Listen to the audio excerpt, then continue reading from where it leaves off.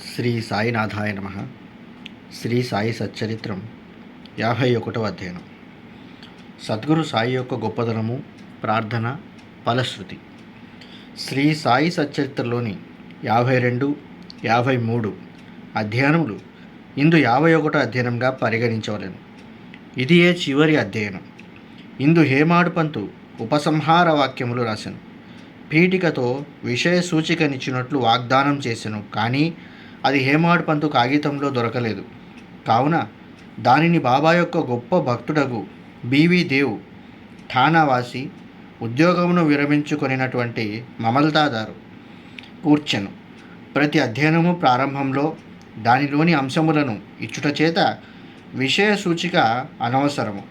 కాబట్టి దీన్నే తుది పలుకుగా భావించెదము. ఈ అధ్యయనమును సవరించుటకు, ప్రచురించుటకు పంపుసరికి దేవుగారికి ఇది పూర్తిగా రాసినట్లు కనబడలేదు. అచ్చటచ్చట చేతి వ్రాతను పోల్చుకునుట కూడా కష్టంగా ఉండెను. కానీ అదంతా ఉన్నట్లుగా ప్రచురించవలసి వచ్చెను. అందు చెప్పినటువంటి ముఖ్య విషయములు ఈ దిగువ క్లుప్తంగా చెప్పబడినవి. సద్గురు సాయి యొక్క గొప్పదనము, శ్రీ సాయి సమర్థునకు సాష్టాంగ నమస్కారం చేసి వారి ఆశ్రమమును పొందెదము. వారు జీవ జంతువుల యందును, జీవం లేని వస్తువుల యందును వ్యాపించి ఉన్నారు. వారు స్తంభము మొదలు పరబ్రహ్మస్వరూపం వరకు, కొండలు, ఇండ్లు, మేడలు, ఆకాశము మొదలవుగా గలవాని యందు వ్యాపించి ఉన్నారు. జీవరాశి అంతటను కూడా వ్యాపించి ఉన్నారు. భక్తులందరూ వారికి సమానమే. వారికి మానవమానములు లేవు. వారికి ఇష్టమైనవి, అయిష్టమైనవి లేవు. వారినే జ్ఞప్తించుకొని వారి శరణు పొందినచో వారు మన కోరికలన్నీ నెరవేర్చి మనము జీవిత పరమావధిని పొందినట్లు చేసెదరు. ఈ సంసారం అనే మహాసముద్రమును దాటుట మహాకష్టం. విషయ సుఖములు అనటి కెరటములు, దురాలోచనలు అనేటువంటి ఒడ్డును తాకుచు ధైర్యమును చెట్లను కూడా విరగొట్టుచుండును. అహంకారం అనే గాలి తీవ్రంగా వీచి మహాసముద్రమును కల్లోలపరచును. కోపము, అసూయ అనడు ముసళ్ళు నిర్భయంగా సంచరించును. అచట నేను, నాది అను సుడిగుండములను, ఇతర సంశయములను గిర్రున తిరుగుచుండును. పరనింద, అసూయ, ఓర్వలేనితనము అను చేపలు అచట ఆడుచుండును. ఈ మహాసముద్రం భయంకరమైనప్పటికీ సాయి సద్గురువు దానికి అగస్త్యుని వంటివారు, అనగా నాశనము చేయువారు. సాయి భక్తులకు దానివల్ల భయమేమీ ఉండదు. ఈ మహాసముద్రమును దాటుటను మన సద్గురువు అనేటువంటి నావ వంటివారు. వారు మనల్ని సురక్షితంగా దాటించెదరు. ప్రార్థన.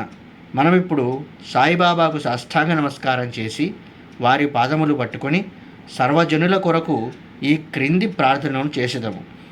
మా మనస్సు అటు ఇటు సంచారం చేయకుండుగాక, నీవు తప్ప మరేమీ కోరకుండుగాక.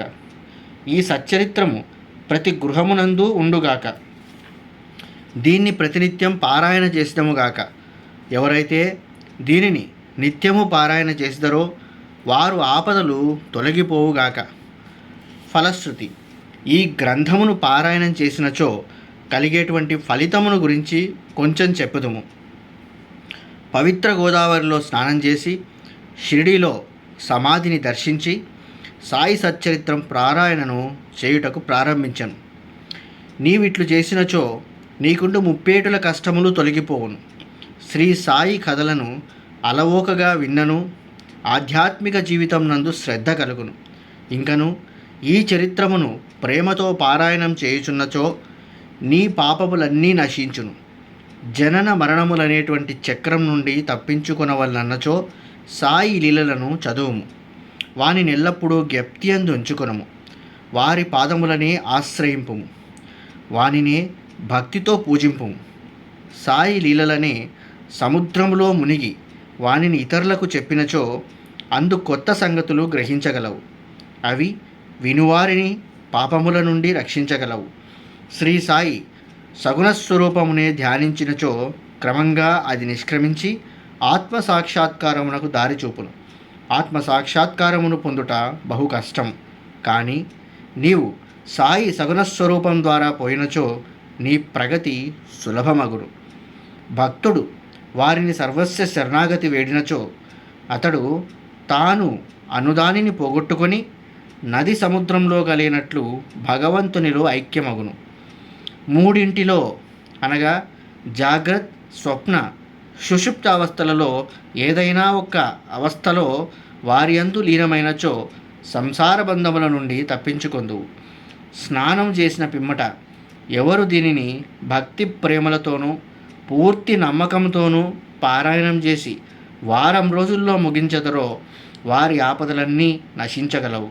దీనిని పారాయణం చేసి ధనమును కోరినచో దానిని పొందవచ్చును. వర్తకులు వ్యాపారం వృద్ధి అగును. వారి వారి భక్తి నమ్మకములపై ఫలం ఆధారపడి ఉండును. ఈ రెండును లేనిచో ఎట్టి అనుభవము కలగదు. దీనిని శ్రద్ధతో పారాయణం చేసినచో శ్రీ సాయి ప్రీతి చెందును. నీ అజ్ఞానమును, పేదరికమును నిర్మూలించి నీకు జ్ఞానము, ధనము, ఐశ్వర్యములను ఒసంగును. కేంద్రీకరించిన మనసుతో ప్రతిరోజు ఒక్క అధ్యయనమును పారాయణం చేసినచో అది అపరిమితమైనటువంటి ఆనందమును కలగజేయును. ఎవరు హృదయమందు తమ శ్రేయస్సును కోరిదరో వారు దీన్ని జాగరూకతతో పారాయణం చేయవలెను. అప్పుడు అతడు శ్రీ సాయిని కృతజ్ఞతతో సంతసముతో జన్మ జన్మముల వరకు మదిలో ఉంచుకొనును. ఈ గ్రంథమును గురు పౌర్ణమి నాడు అనగా ఆషాఢ శుద్ధ పౌర్ణమి నాడు, గోకులాష్టమి నాడు, శ్రీరామనవమి నాడు, విజయదశమి నాడు అనగా బాబా పుణ్యతిథి నాడు ఇంటి వద్ద తప్పక పారాయణం చేయవలెను. ఈ గ్రంథమును జాగరూకతతో పారాయణం చేసిన ఎడల వారల కోరికలన్నీ నెరవేరును. నీ హృదయమునందు శ్రీ సాయి చరణములనే నమ్మిన ఎడల భవసాగరమును సులభంగా దాటగలుగుదు. దీనిని పారాయణం చేసిన ఎడల రోగులు ఆరోగ్యవంతులవుదురు, పేదవారు ధనవంతులవుదురు, అధముల ఐశ్వర్యమును పొందెదరు. వారి మనస్సునందు గల ఆలోచనలన్నీ పోయి తుదకు దానికి స్థిరత్వం కలుగును. ఓ ప్రియమైన భక్తులారా, పాఠకులారా, శ్రోతలారా, మీకు కూడా మేము నమస్కరించి మీకు ఒక మనవి చేయుచున్నాము. ఎవరి లీలలను ప్రతిరోజు ప్రతి నెల మీరు పారాయణం చేసితిరో వారిని మరవవద్దు. ఈ లీలలను ఎంత తీవ్రంగా చదివెదరో వినెదరో అంత తీవ్రంగా మీకు ధైర్యము, ప్రోత్సాహము సాయిబాబా కలగజేసి మీ చేత సేవ చేయించి మీకు ఉపయుక్తంగా ఉండునట్లు చేయను. ఈ కార్యమందు రచయితయు చదువర్లను సహకరించవలెను. ఒండరులు సహాయము చేసుకొని సుఖపడవలెను. ఈ గ్రంథమును సర్వశక్తిమయుడైనటువంటి భగవంతుని ప్రార్థనతో ముగించదము. కారుణ్యమును చూపుమని వారిని వేడెదము. ఈ గ్రంథమును చదువు భక్తుల హృదయపూర్వకముగాను సంపూర్ణ భక్తి శ్రీ సాయి పాదములందు పొందెదరుగాక. సాయి సగుణస్వరూపము వారి నేత్రములందు నిలిచిపోవునుగాక. వారు శ్రీ సాయిని సర్వజీవములయందు చూచెదరుగాక. తదాస్తు. శ్రీ సాయి సచ్చరిత్రం సర్వం సంపూర్ణం. సద్గురు శ్రీ సాయినాథార్పణమస్తు. శుభం భవతు. జై గురుదత్త. శ్రీపాదరాజం శరణం ప్రపద్యే.